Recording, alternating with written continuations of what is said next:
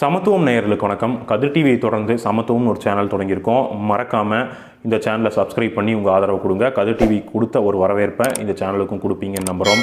அதாவது பாசிச பாஜகவானது இந்தியா ஃபுல்லாக எப்படி ஒரு அடக்குமுறை ஏவுது, ஊடகங்களை கண்ட்ரோலில் வச்சுக்கிட்டு தன்னுடைய வேலைகளை காட்டுது, ஆக்டோபஸ் கரங்களால் பல வேலைகளை செய்து, அதனால் இண்டிபெண்டன்ட் மீடியாவை நம்பி தான் இனி பல விஷயங்கள் நம்ம பேச முடியுங்கிறதுக்காக சேனலை தொடங்கியிருக்கோம். இந்த சேனலுக்கு உங்கள் வரவேற்பை கொடுப்பீங்கன்னு நம்புகிறோம். அதாவது வாங்க வீடியோக்குள்ளே போகலாம். பாஜகவானது எப்படியெல்லாம் ஒரு திட்டமிட்ட பொய்யை பரப்புது, எவ்வளோ பெரிய பொய்யையும் முழு பூசணிக்காய் சோத்தில் முறைக்கக்கூடிய பொய்யையும் பேசுது அப்படிங்கிறத இந்த காணொலியில் ஃபுல்லாக பார்ப்போம். முந்தா நேற்று வானை சீனிவாசன் அவர்கள் சட்டசபையில் எந்திரிச்சு தமிழ்நாடு பெண்களுக்கு பாதுகாப்பில்லை அப்படிங்கிறாங்க. ஆனால் national NCRB national crime record bureau அது சொல்வது என்னென்னா, அதிகமான பெண்களுக்கு எதிராக குழந்தைகளுக்கு எதிரான வன்முறைகள் அதிகமாக நடக்கக்கூடிய மாநிலம் எதுனா பாஜக ஆளக்கூடிய மாநிலங்கள். பாஜக ஒரு 15 ஸ்டேட்டில் ஆட்சியில் இருக்குது. அந்த 15 ஸ்டேட்லேயும் பாஜக ஆளக்கூடிய மாநிலங்கள் தான் அதிகப்படியான வன்முறை பெண்கள் மீது ஏவப்படுகிறது அப்படின்னு எது சொல்லுது? நம்ம சொல்லலை, தமிழ்நாடு முதலமைச்சர் சொல்ல, திமுகவை சேர்ந்தவங்களோ திராவிட இயக்கத்தவங்க சேர்ந்தவங்களோ சொல்ல, நேஷ்னல் கிரைம் ரெக்கார்ட் பியூரோ தேசிய ஆவணமே சொல்லுது. அதாவது இவங்க கண்ட்ரோலில் இருக்கிறதே சொல்லுது. அதில் முதல் இடத்துல இருக்கக்கூடியது பெண்களுக்கு எதிரான குற்றத்தில் முதல் இடத்துல இருக்கக்கூடியது ராஜஸ்தான், 2வது இடம் உத்தரப்பிரதேஷ், 3வது இடம் மத்திய பிரதேஷ், 4வது மோடி அவர்களுடைய சொந்த தாய் மண்ணான Gujarat, 4th place go to Gujarat. நீங்கள் வேறு எதுவும் நினச்சக்கூடாது பெண்களுக்கு எதிரான குற்றத்தில். ஸோ இந்த மாதிரி எல்லாம் இருக்குது.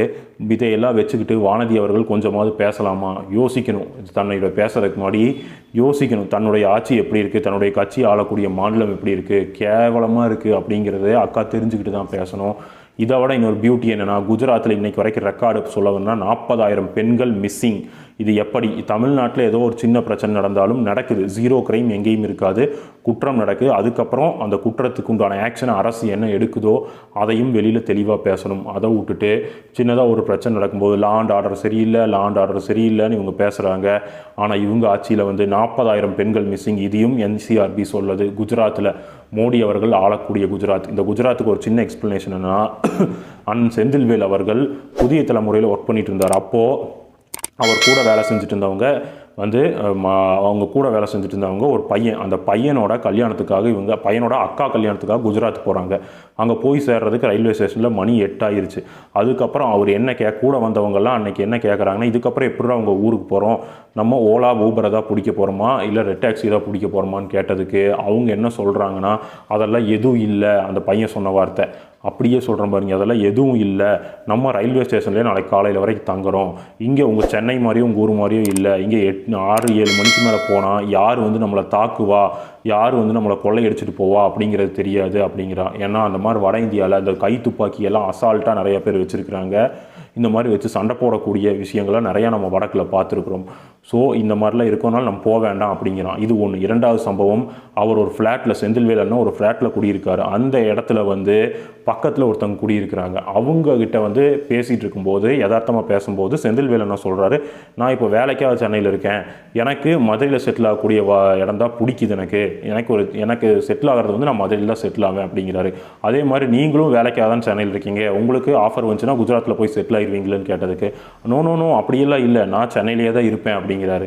ஏங்க அப்படின்னு கேட்டதுக்கு, அதாவது சென்னையில் தான் நாங்கள் ரொம்ப பாதுகாப்பாக இருக்கோம், என் பொண்ணுங்க வேலைக்கு போயிட்டு வராங்க, படிக்கிறதுக்கு போயிட்டு வராங்க, மணி இங்கே 8-9 ஆனால் கூட நான் பயப்பட மாட்டேன், நான் அவங்க எங்கே இருக்கேன்னு ஃபோன் பண்ணி மட்டும் கேட்டுக்குவேன். ஆனால் குஜராத்தில் அப்படி இல்லை. 6 மணிக்கு மேலே பொண்ணு எங்கேயா போச்சுன்னா யாராவது தூக்கிட்டு போயிடுவாங்க, கடத்திட்டு போயிடுவாங்க, அதனால நான் சென்னையில் இருக்கிறது தான் விரும்புகிறேன் அப்படின்னு அவங்க சொல்கிறாங்க. இது எவ்வளோ ஒரு மோசமான பதில். தன்னுடைய சொந்த மாநிலத்துக்கு சொந்த ஊருக்கு போகிறக்கு ஒருத்தங்க எப்படி பதில் சொன்னாங்கன்னா, அந்த ஊரோட லட்சணம் லா அண்ட் ஆர்டரில் எப்படி இருக்குன்னு நீங்களே தெரிஞ்சுக்கோங்க. மோடி அவர்கள் 30 வருஷமாக முதலமைச்சராக இருந்திருக்காரு, 30 வருஷமாக லா அண்ட் ஆர்டர் சரியில்லாமல் தான் வச்சுருக்காருங்கிறது இந்த ஒரு பெண்மணி கொடுத்த ஒரு பதில். ஸோ ஏன்னா பாஜக ஆளக்கூடிய 15 மாநிலங்களையும் தமிழ்நாட்டை விட ரொம்ப மோசமாக இருக்குது. தமிழ்நாடு இந்தியாவிலேயே ஃபார் மோர் பெட்டராக இருக்குதுன்னு நம்ம சொல்ல கிடையாது.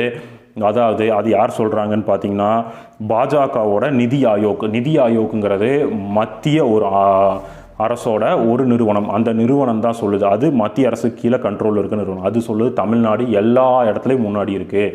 அதாவது பெண் கல்வி, பெண்கள் முன்னேற்றம், அதாவது குழந்தைகளுக்கு அந்த பசியின்மை, அதாவது குழந்தை பிறக்கும்போது அந்த போஷாக்கு கோடு, இந்த விட்டமின் குறைபாடும்பாங்க பார்த்தீங்களா, அதாவது அந்த கர்ப்ப காலத்தில் பெண்கள் அந்த மெயின்டெனன்ஸ் பண்ணுறது, அது போக அந்த இதில் தாய் சேய் காப்பகம், அது போக அது மட்டும் இல்லாமல் குழந்தை பிறப்பின் போது இறப்பு விகிதம், குழந்தை இறப்பு விகிதம், தாய் இறப்பு விகிதம் இதெல்லாம் தமிழ்நாட்டில் ரொம்ப கம்மி.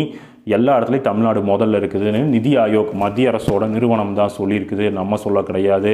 ஆனால் மத்திய அரசில் இருக்கக்கூடிய எல்லாரும் தமிழ்நாடு சரியில்லைங்கிறாங்க. இது எவ்வளோ முரணாக இருக்குது. உங்கள் நிறுவனம் தமிழ்நாடு நல்லா இருக்குங்கிறாங்க, நீங்கள் அரசியல் காரணத்துக்காக தமிழ்நாடு சரியில்லைங்கிறீங்க.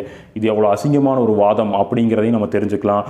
ஸோ இது மட்டும் இல்லாமல் அதாவது தமிழ்நாடு வந்து அரசியல் அமைதி, சமூக அமைதி, பொருளாதார அமைதி எல்லாத்துலேயும் கரெக்டாக இருக்குது, எந்த ஒரு பதட்டமும் இல்லை அப்படின்னு சொல்கிறாங்க. பொருளாதாரத்தில் 9% மேலே இந்த வருஷம் போயிருக்குதுன்னு மத்திய அரசோட நிதி ஆயோக்கே சொல்லியிருக்குது. ஆனால் மத்திய அரசை பற்றி உலக நாடுகள் கொடுத்துருக்க அறிக்கை என்னென்னா, வறுமை ஒழிப்பில் இந்தியா 142வது இடத்துல இருக்குது அப்படிங்கிறாங்க. ஆனால் இந்தியாவுக்குள்ள வறுமை ஒழிப்பில் தமிழ்நாடு கேரளாவும் முதல் 2 இடத்துல வகிக்கிறாங்க. ஸோ இருந்தாலும் தமிழ்நாட்டோட கேரளா பாப்புலேஷன் கம்மி, நிலப்பரப்பும் கம்மி.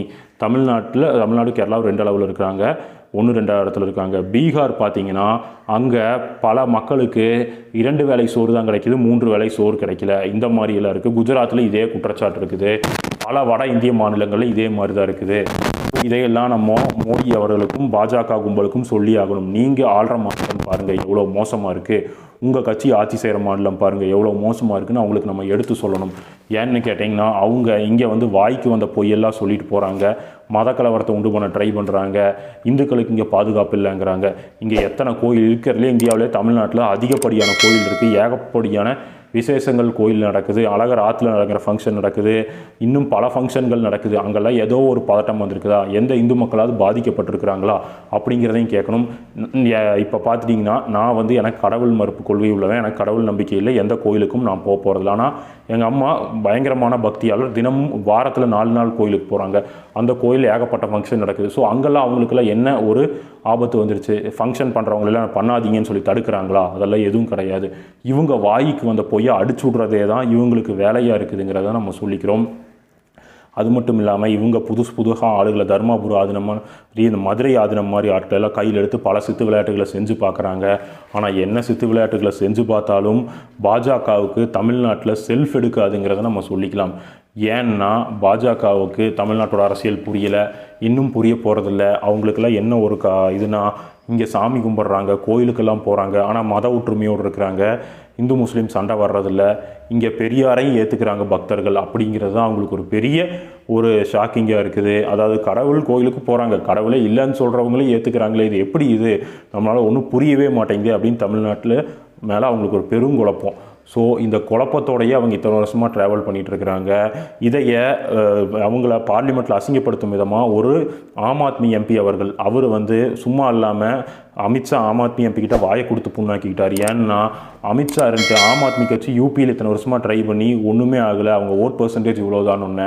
உடனே அந்த எம்பி எந்திரிச்சு அமித்ஷா அவர்கள்ட்ட, நீங்கள் தமிழ்நாட்டில் 40 வருஷத்துக்கு மேலே போராடிட்டு இருக்கிறீங்க, ஆனால் நோட்டா கீழே தான் இருக்கிறீங்கன்னு நெத்தியில் அடித்த மாதிரி சொல்லிட்டாரு.